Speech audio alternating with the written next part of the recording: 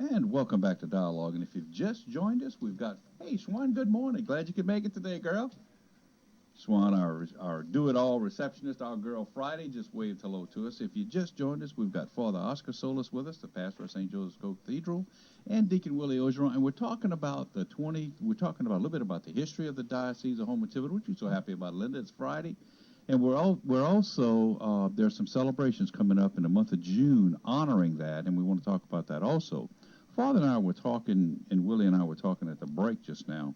The celebration this year, it has a theme, and it's called One Faith, Many Cultures. Mm-hmm. Boy, that kind of fits South Louisiana pretty good, don't Definitely. you think? We're not talking about jambalaya or gumbo over here. We're talking about the makeup of the entire diocese. Right. It is so rich in diversity and cultures, and it speaks very well of the universality of the church, and it's the sign of the time, actually. In fact, even the United States is consisting of many diverse cultures, a melting pot in itself. So we see in our diocese of Houma-Thibodaux a sort of a microcosm of the entire nation, Mm-hmm. Father, you were here, and then you went down to, was it La Rose? Golden Meadow. Paradise, okay. Louisiana.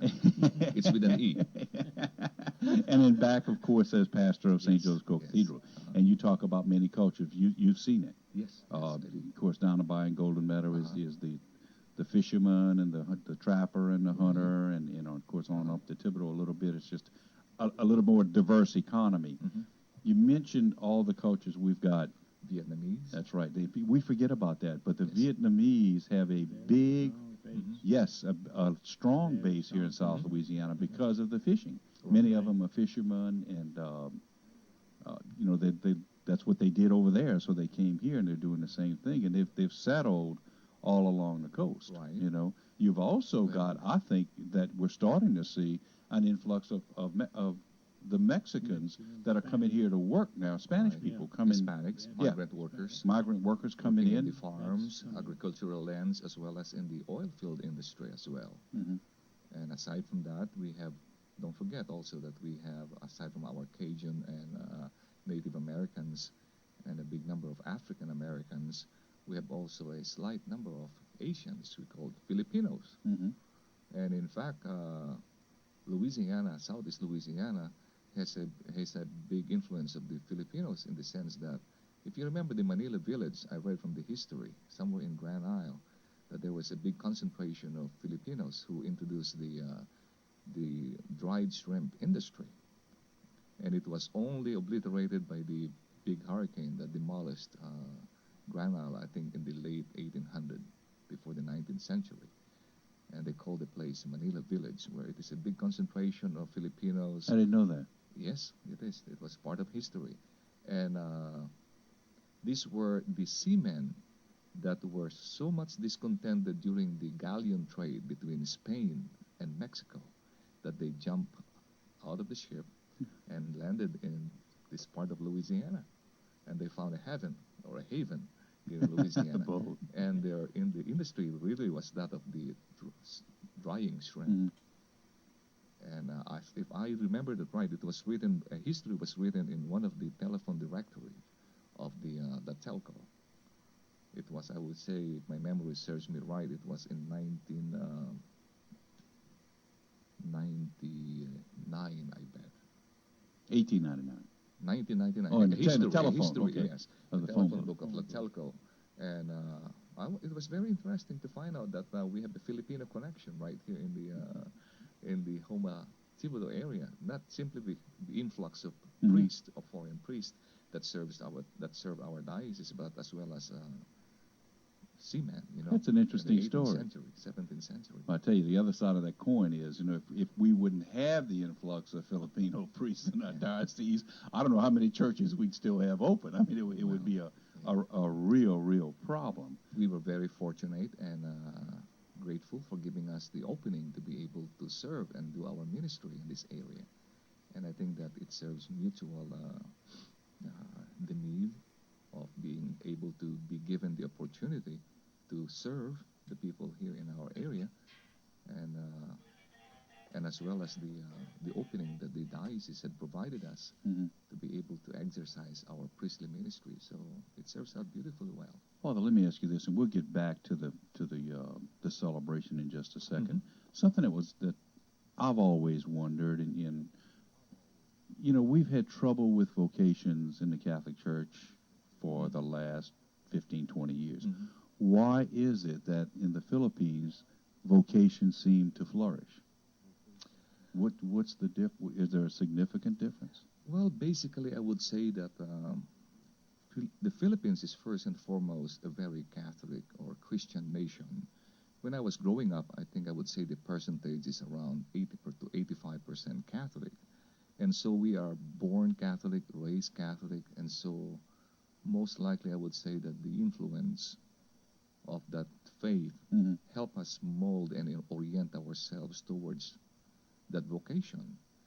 Parents encourage us. And I would say another consideration is that it is a third world country. There are very few distractions as compared to a rich, affluent nation where you have everything. And also, I believe that the culture is also a part of it. Or in the United States, a lot of people are conscious of their rights and privileges. And once it is curtailed, it is something that is against the nature and culture of this country. So I think those are some of the, I would say, some of the factors and influences affecting vocation to the priesthood and religious life. Good analogy. Let's get back to the celebrations. What's coming up? Well, we have on June 5th is the actual date of the establishment of the Diocese of Houma-Thibodaux. And there will be a Mass of Thanksgiving to be celebrated at St. Francis Cathedral, which is the seat of the diocese, and to be presided by our own Bishop Michael Jarrow. And there will be a lot of guest bishops coming from the adjoining or neighboring states. And then on the night before also, we're going to have what you call a solemn vespers to be held at St. Joseph's Co-Cathedral, both at the evening, at 6:30 in the evening. Explain solemn vespers to us. Well, solemn vesper is just, I would say in a layman's term, is just like an ordinary evening prayer. Okay. Right. And it is recited or prayed in anticipation of the main feast. So it's a prayer service to celebrate the day, the feast day itself. Okay. But historically, it is very rich in tradition, because Vespers in the entire history of the church is like a hinge. There are two hinges that the church operates on: the morning prayers and the evening prayers. I mean, we are asked or are commanded or exhorted to pray always, unceasingly, perseveringly. And so the development of those prayers could be traced back right from the beginning of the early Christian church. Okay. Solemn Vespers coming up.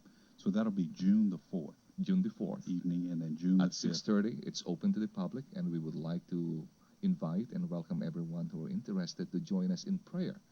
A prayer of praise and thanksgiving, for the wonderful grace and blessings that God has given our area for having the Diocese of Houma-Thibodaux. We're speaking with Father Oscar Solis and Deacon Willie Ogeron this morning. We're talking about the 25-year being of the Diocese of Houma-Thibodaux, and we're celebrating it June the 4th and the 5th. We're going to pour yourself another cup of coffee. It's Friday anyway. Don't be in a hurry to do anything. Weekend's right on us.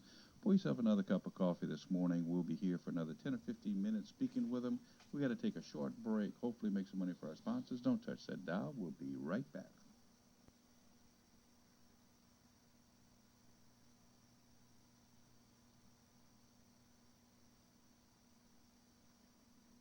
Now we are. What happened? Chuck, what'd you do?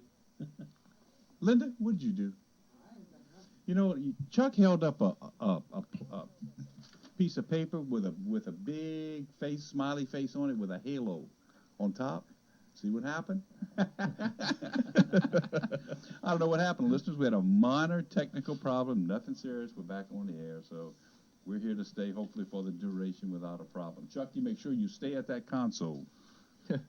Put your halo on, and we'll be here for another 10 or 15 minutes. We're talking about the celebration, we're talking about a Mass, and you talked about the solemn Vespers. Anything else going on that we need to know about as far as the? And I know we're going to celebrate this the whole year. Mhm, It's kind of mhm. like a, Right. a yearly And cycle. Anything else going In fact, on? we Willie? just I would like to say a little few Sure. words about the last celebration that we have on April, I think it was 14 or 4, whatever. I could not remember exactly the date, where the entire diocese celebrated a beautiful event. It's like a Pentecost event, where it highlighted the richness of our diocese, the participation of all those different cultures in our place. And so it's a continuation. It is a very uplifting moment for our diocese, especially for the people here in our area. Yes, this was taking place in Houma a while back at the Civic Center, where we had, they said, It's 2,500. 2,500 people, I think, in attendance. Mhm. And they highlighted all the different cultures. They all had flags and banners for the different ones. And it was very impressive, and I think everybody who got to go was really impressed with the whole thing. It kind of kicked off the whole year, really. It was almost like a culmination instead of a beginning, but it was very beautiful, and of course all of this is flowing the whole year. Different celebrations. Basically, what we're coming up with the Mass on the day of the actual founding of the diocese is kind of the really highlight of this.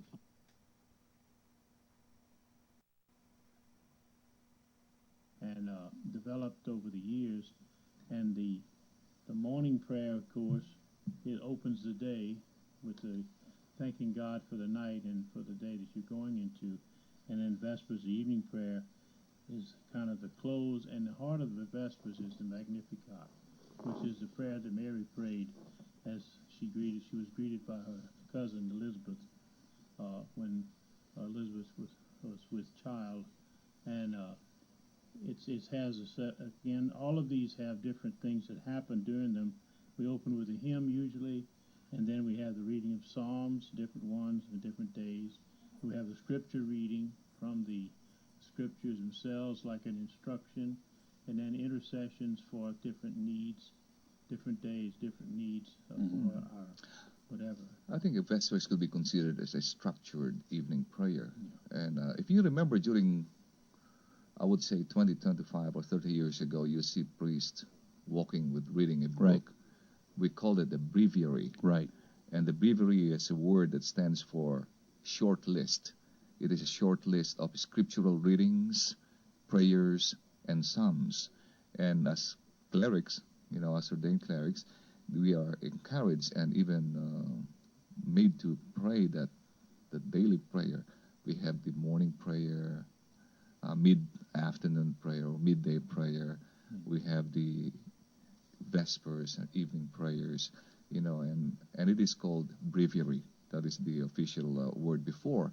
But nowadays, after the Vatican II, it is called the Liturgy of the Hours, wherein the Church opens also the prayer not only for the clerics, not only for ordained ministers, but for the laity as well. And the whole idea is the sanctification of the entire day, orienting our minds and our hearts always to the presence of God, so that whatever we do it in relation to God. And I think with our busy selves, we forget that. Definitely, yes. Oh yes. And you need those prayers to bring it back into focus and bring it back into mind. You mentioned the breviary. I can remember, born and raised, of course, in St. Charles Church Parish, St. Charles Borromeo. I can remember Father Jerome Rapolo many, many years ago. Every afternoon, he'd walk under the oak tree, and he had his book in his hand. And he would pray that he was out there every day, that it wasn't raining or it wasn't too cold. But, these are some of the things that impress you and stick with you. I can remember that, and that was probably 45 years ago. I remember that like it was yesterday. I remember that man walking. I said, and I always thought, man, he must be at such peace. He didn't have to work today. He didn't have to do anything. Here he is at 5 o'clock in the afternoon, just walking under the trees and praying. And I thought, God, that must be nice. I think it's a source of nourishment. And I'm sure it is. Peace. Yeah. And if you look at it really, in fact, it is much easier nowadays, because in the 5th century, it was developed by the monks. And the idea is the sanctification of the entire day, So there were at least 7 times by which they prayed a structured way of praying this divine office or breviary or the liturgy of the hours, as you may call it. And in the course of time, during the 7th and 8th century, it was put aside and instead came up with the weekday masses. And so it was reintroduced in the course of history, wherein it became a part of a weekday prayers, Lauds, morning praise or morning prayer, and Vespers, which is the evening prayer. So those are the 2 main prayers that are utilized in order to bring the spiritual aspect or sanctification of the life and the day of every individual.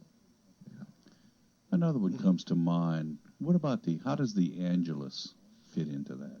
What is it, morning, noon, and I think it's related to that. I really am not exact about the how it started, the Angelus, but I would say it's more connected with the sanctification of the day. Angelus is more of the ringing of the bells in order to get the attention of the people to start it right. At 6 a.m., all right, do your prayers. Welcome the new day. Thank God that we're all alive. And it's, Let me tell you, we used to, I got born on a farm. You shut down what you were doing at 6 o'clock in the morning. When that church bell rang, you faced the church, and you said, I didn't know the Angelus then, but my daddy always said, you say a prayer, boy. When you hear those bells, you stop what you're doing. All the farmers would stop what they're doing, face the church. I remember that. And they would say a prayer for the Angelus.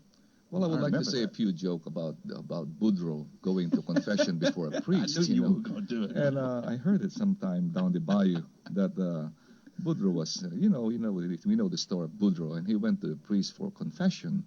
And so the priest heard his confession, and finally the priest said, I'm going to give you an absolution, but you have to do some penance in the form of prayer. You have to do some prayers, okay?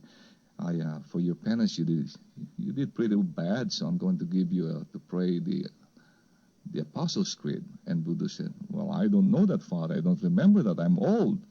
Well, can you pray the Our Father? Well, I really don't remember that anymore. Since my grandmother died, I never prayed that. What prayer do you know? I said, well, I can pray the Angelus. So the priest was impressed. I can't believe you, Boudreaux. You don't know the creed. You don't know the Lord's Prayer. But you can pray the Angels. That's a pretty long prayer. Oh, I can do that in no time. Okay, could you start it? Bong, bong, bong. That's the story of Boudreaux. You must have learned that in Golden Meadow. Yes. Yeah. We need to put you all on a regular rotation. We've been talking to Father Oscar Solis this morning, pastor of St. Joseph's Church, Willie Orgeron, deacon at St. Joseph's Church, or Co-Cathedral, rather. And don't forget June the 5th, the Mass of Thanksgiving. At what time? At 6:30 in the evening. 6:30 in the evening. At St. Francis. At St. Francis. June the 4th, Solemn Vespers. What time? At 6:30 also. 6:30 at St. Joseph's. It's open for to the public. It's June 4th, and there will be refreshment. It is a Cajun celebration, so after the prayers, we'll have some fellowship and refreshments at the social center, at the Life Center. You talk about food, I'm coming. I'm telling you, I'll be there. Listeners, thank you. Listeners, thank you for listening this morning.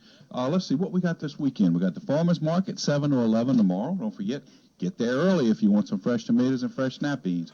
Soul in your bowl tomorrow. Let's see, Johnny, we've got Ted Hoffman, Musigori, and I think for the chef, I may be doing a dish. I don't know. I maybe do a shrimp stew or something, but we'll see what happens today.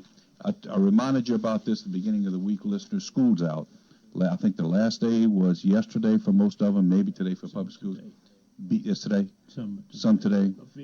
Please be careful. These kids are so happy to be out. They're out there running around, riding their bikes all over Thibodaux.